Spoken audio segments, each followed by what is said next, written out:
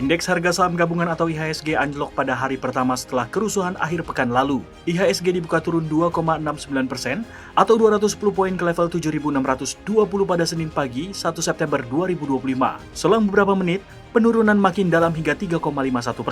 Di akhir sesi, IHSG berhasil memangkas penurunan hingga bertengger di 7.736,06. 539 saham turun dan 99 saham stagnan.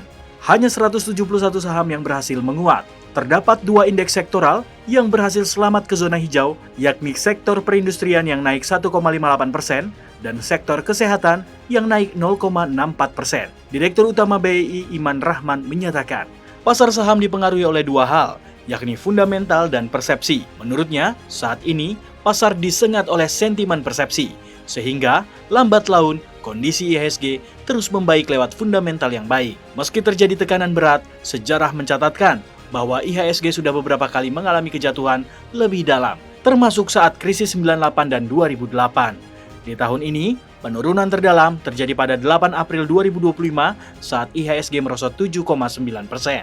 Menko Perekonomian Erlangga Hartarto berharap para investor bisa menahan kondisi yang terjadi.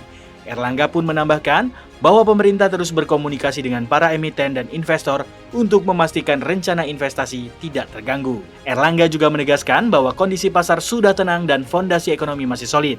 Erlangga menyatakan pertumbuhan ekonomi kuartal kedua 2025 tetap terjaga di level 5,12%. Ia menyoroti bahwa ketahanan fundamental Indonesia, inflasi yang terkendali, dan nilai tukar rupiah yang stabil di 16.400-an per dolar Amerika Serikat. Pemerintah juga melaporkan bahwa kenaikan belanja retail dan impor barang modal yang tumbuh 32,5%. Ini menandakan bahwa perekonomian nasional tetap kokoh di tengah gejolak pasar modal.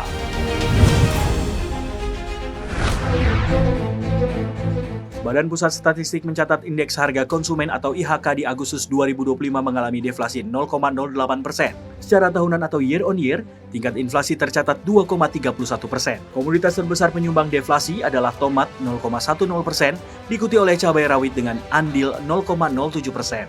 Kemudian tarif angkutan udara dengan andil 0,03% dan bensin 0,02%. Sementara itu, sejumlah komoditas masih mendorong inflasi. Terbesar adalah bawang merah dengan andil 0,05% dan beras 0,03%.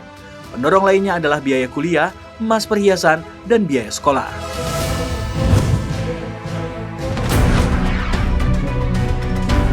Badan Pusat Statistik melaporkan neraca perdagangan Indonesia Januari hingga Juli 2025 mencatatkan surplus 23,65 miliar dolar Amerika Serikat. Deputi Statistik Distribusi dan Jasa BPS, Puji Ismartini, menyatakan surplus tersebut didorong kinerja non-migas yang menghasilkan surplus 34,06 miliar dolar Amerika Serikat. Sementara, sektor migas mencatatkan defisit 10,41 miliar dolar Amerika Serikat. Tiga negara menjadi penyumbang surplus terbesar, yakni Amerika Serikat 10,49 miliar dolar Amerika Serikat, India 8,09 miliar dolar Amerika Serikat, dan Filipina 5,11 miliar dolar Amerika Serikat. Selain China, Amerika Serikat masih menduduki peringkat pertama sebagai penyumbang surplus jelang penerapan tarif impor 19% yang mulai berlaku pada 5 Agustus 2025.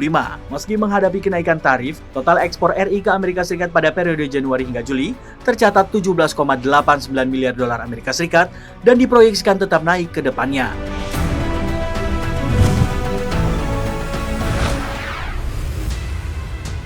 Gubernur DKI Jakarta Pramono Anung melaporkan dampak kerusakan sepekan lalu terhadap layanan transportasi publik. Sebanyak 22 halte Transjakarta terdampak, 6 diantaranya terbakar dan dijarah, serta 16 halte dirusak dan dicoret vandalisme.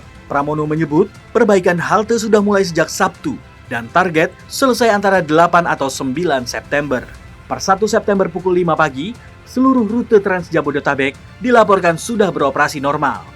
Untuk mengurangi beban masyarakat, Pemprov DKI Jakarta memutuskan layanan Transjakarta dan MRT gratis hingga 8 September 2025. Selain Transjakarta, Pramono juga mengungkap estimasi kerugian akibat kerusuhan mencapai 55 miliar rupiah. Kerusakan infrastruktur MRT tercatat 3,3 miliar rupiah, Transjakarta 41,6 miliar rupiah, dan CCTV serta infrastruktur lainnya 5,5 miliar rupiah. Pemprov DKI Jakarta juga menanggung subsidi transportasi sebesar 18 miliar rupiah seiring kebijakan 0 rupiah transportasi publik.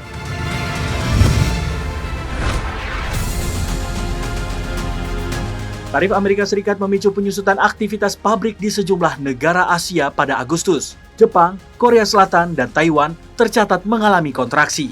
Namun di saat yang bersamaan, China mencatatkan kinerja tak terduga dengan PMI manufaktur naik pada level 50,5 dari 49,5 pada Juli.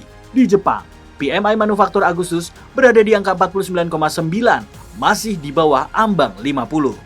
Pesanan ekspor baru mengalami penurunan tajam sejak Maret 2024. Korea Selatan juga terus berkontraksi di level 48,3, sudah terjadi selama 7 bulan berturut-turut. Aktivitas manufaktur di Taiwan juga menyusut. Sebaliknya, Filipina dan Indonesia ikut menunjukkan pertumbuhan, sementara India tercatat mengalami laju ekspansi tercepat dalam 17 tahun terakhir. Namun, tarif Amerika Serikat sebesar 50% terhadap sejumlah produk India diperkirakan akan menekankan pertumbuhan pada kuartal mendatang.